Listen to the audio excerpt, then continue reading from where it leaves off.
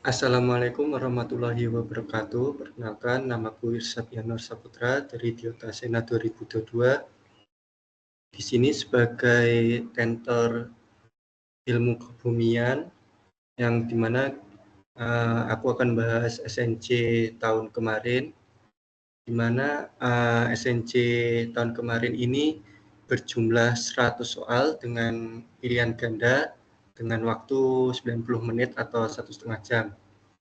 Lalu untuk dosen pengampunya, kalau nggak salah kemarin ini yang bikin 50% Pak Rinal, terus 50%-nya Pak Wikan. Langsung aja ke soal yang nomor 1. Mungkin di sini aku nggak akan bahas semua soal karena terlalu banyak ya, ada 100. Jadi ada beberapa yang aku nggak akan bahas. Mungkin ini materinya banyak diambil dari materi yang udah di-share, yang udah diajarin sama Pak Rinal maupun Pak Wikan. Yang pertama, contohnya yang pertama ada ini pengertian geologi. Geologi sebagai salah satu ilmu pengetahuan tentang penyelidikan lapisan batuan di kerak bumi merupakan terminologi dari jawabannya Katili tahun 1970. Ini kan udah diajarin ya sama Pak Rinal, maksudnya udah dibagi gitu materinya. Jadi kalian banyakin ngapalin atau baca-baca. Lalu langsung ke soal nomor 15. Di sini ada bagian terluar bumi yang bersifat padat dan kaku, yang merupakan pengertian dari litosfer. Ini kan juga materi yang nggak terlalu sulit gitu loh. Maksudnya masih bisa kalian hafalin di luar kepala gitu, nggak perlu baca yang sulit-sulit atau ngapalin yang sulit-sulit. Terus di sini ada materi tentang batuan. Contohnya soal nomor 35 ini, batuan beku yang terkena proses erosi akan tertransport dan mengendap menjadi batuan sedimen. Itu kan ya juga pengertian juga ya. Ini ada beberapa jenis dari batuan, yaitu batuan beku, batuan sedimen, dan batuan metamorf.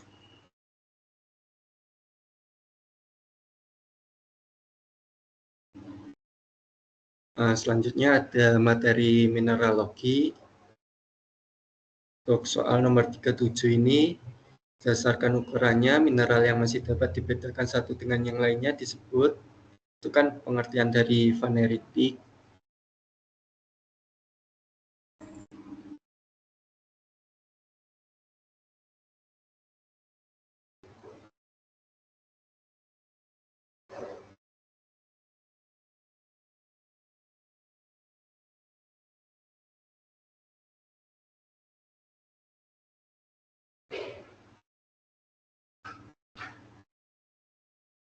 Terus selanjutnya ada yang nomor 38, ada jika batuan seluruhnya tersusun oleh kristal, maka dapat dikatakan batuan tersebut memiliki derajat kristalisasi. Jawabannya holokristalin. Di sini kan ada macam-macam jenis kristal ya. Ada yang ortokromik, ada yang monoklin, ada yang triklin. Terus di sini ada sifat fisik mineralnya, ada kilap, ada kekerasan, ada pecahan, ada warna, ada cerat, ada berat jenis, ada ketembusan cahaya, ada belahan, ada sifat dalam. Aku kan nggak mungkin jelasin satu-satu ya, karena ini kan udah ada materinya, jadi kalian bisa baca sendiri. Atau dari praktikum itu, kalau kalian benar-benar ngerjain sendiri, kan pasti ada ada output yang kalian kerjain gitu kan. Terus ada responsinya juga, kalian banyak-banyak latihan. banyak baca pasti insya Allah aman sih untuk nilainya.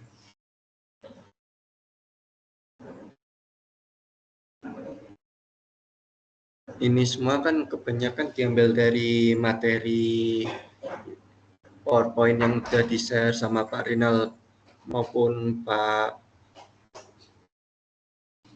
Wikan ya.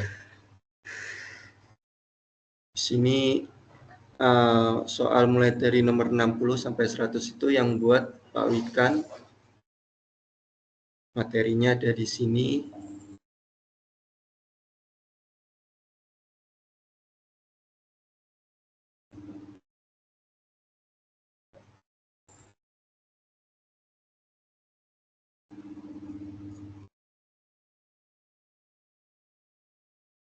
Contohnya nomor 70 itu hulu sungai atau bagian atas sungai dekat sumber di pegunungan disebut dengan headwater. Ini kan ada pengertiannya di sini. Headwater adalah bagian atas sungai dekat sumbernya. Jadi kalian bisa ngapalin, bisa sering baca-baca. Terus selanjutnya ada penampang sungai di pegunungan umumnya berbentuk.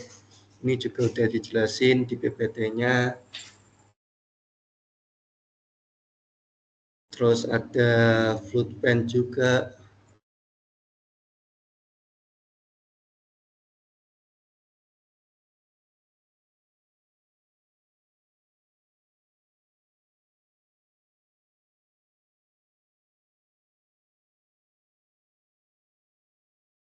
Ini floodplain atau dataran banjir adalah bidang tanah yang luas yang terbentuk oleh sedimentasi di kedua sisi aliran sungai.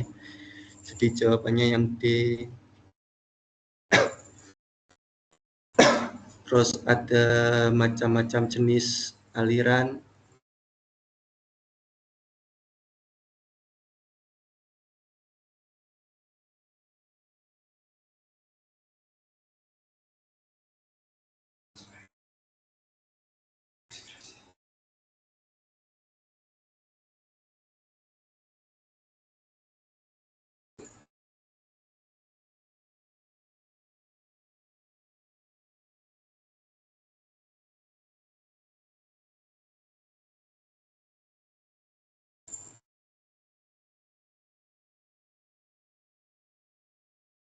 Ini jenis-jenis aliran.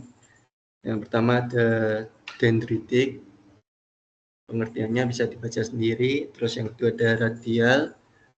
Terus yang ketiga ada rektangular. Terus yang keempat ada trellis. Ini nanti kalian pasti praktikumnya akan juga disuruh ngerjain ya. Jadi pasti tahulah bedanya macam-macam pola alirannya kayak gimana. Jadi kalau kalian rajin masuk kelas, terus ngerjain praktikumnya, ngerjain outputnya, terus responsinya dapat nilai yang bagus, atau kalian lancar ngerjainnya, pasti ya nilai UTS atau UAS-nya kira-kira aman lah. Nggak bakal ada ngulang-ngulang.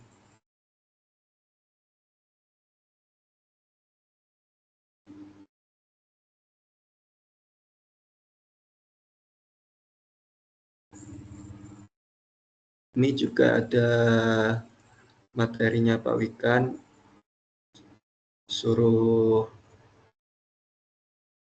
kalian pertanyaannya tentang ya umum-umum kayak apa yang disebut dengan delta, apa sebab terbentuknya delta, terus apa penyebab banjir di perkotaan. Kan kalian pasti udah nggak asing itu sama kata-katanya. Jadi tanpa membaca pun harusnya kan juga udah tahu itu pertanyaan yang umum, udah kalian ketahui lah jawabannya. Kalau misal kayak yang ini, apakah steam tires, kan kalian mungkin asing ya sama namanya. Kalian bisa baca materinya Pak Wikan.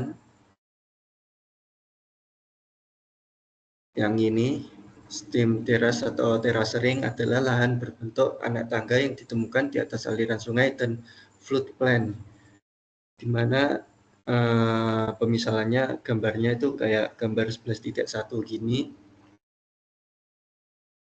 Terus juga ada apa yang dimaksud dengan alluvial fan. Kan kipas, jadi ya kalian kalau nggak tahu jawaban benernya, tapi setidaknya tahu kan fan itu kipas, jadi ya pastinya ada kata-kata kipasnya kayak gini. Mungkin sekian untuk SNJ tahun 2024 tentang ilmu kebumian.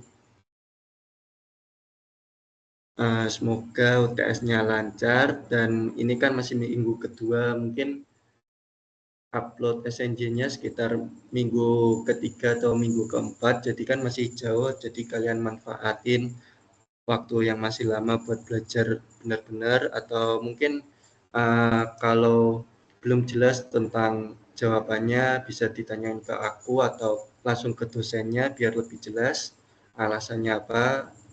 Sekian, wassalamualaikum warahmatullahi wabarakatuh.